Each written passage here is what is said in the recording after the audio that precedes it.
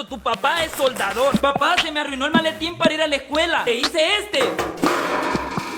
Papá, pero los zapatos ya se me arruinaron. Hijo, te hice esto, ve. Sólidos como una roca y de la marca Nike.